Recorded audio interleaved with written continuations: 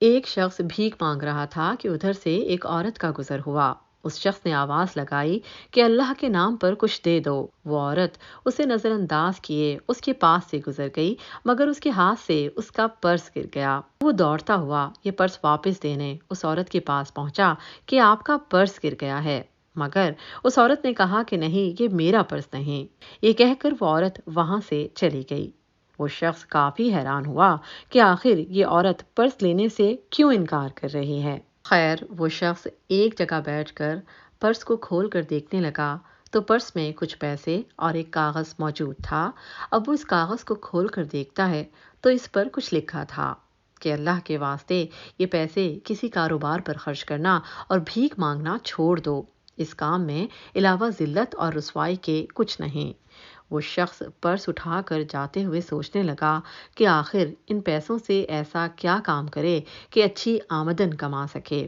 اسی دوران اسے خیال آیا کہ کیوں نہ سلائی مشین خریدی جائے، کیونکہ بچپن میں وہ اپنے والد کے ساتھ درزی کے کام میں ان کی مدد کرتا تھا، بس اس کے پاس یہی ایک ہنر تھا۔ اب اس شخص نے گھر میں ہی ایک چھوٹے لیول پر کپڑوں کی سلائی کا کام شروع کر دیا تھا، اور دیکھتے ہی دیکھتے اس کا یہ کام وسیع پیمانے پر پھیل گیا اور اس کے کپڑوں کے آرڈرز ہاتھوں ہاتھ بکنے لگے۔ اب وہ شخص ہر روز اس عورت کے بارے میں سوچتا، مگر اس کا کچھ پتہ نہ تھا۔ لیکن وقت کافی بدل گیا تھا اور اس نے اپنی محنت کی کمائی سے ایک بڑا بوتیک کھول لیا تھا، جہاں ہر طرح کے کپڑوں کے ڈیزائن دستیاب تھے۔ اب ایک روز وہی عورت اس کے بوتیک میں کپڑے خریدنے آتی ہے۔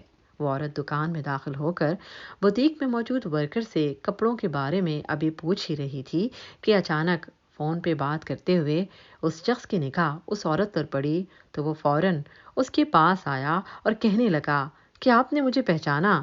لیکن وہ عورت انکار کرتی ہے کہ نہیں، میں نے آپ کو نہیں پہچانا۔ اب وہ شخص اس کو بتاتا ہے کہ میں آپ کو پہچان چکا ہوں، آپ نے کچھ عرصہ پہلے میری مدد کی تھی، اور اس کے بعد وہی پرس لے کر اس عورت کے پاس آتا ہے اور بتاتا ہے کہ آپ نے میری مدد کے لیے یہ پرس گرا دیا تھا، اور اس پرس میں آپ نے میرے لیے پیسوں کے ساتھ ایک خط چھوڑا تھا۔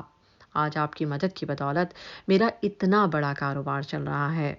وہ عورت یہ سب دیکھ کر بہت خوش ہوتی ہے اور کہتی ہے کہ میں خود یہی چاہتی تھی کہ آپ اپنی محنت کی بدولت کسی مقام پر پہنچ جائیں، اور آج آپ کو کامیاب دیکھ کر مجھے بہت خوشی ہوئی۔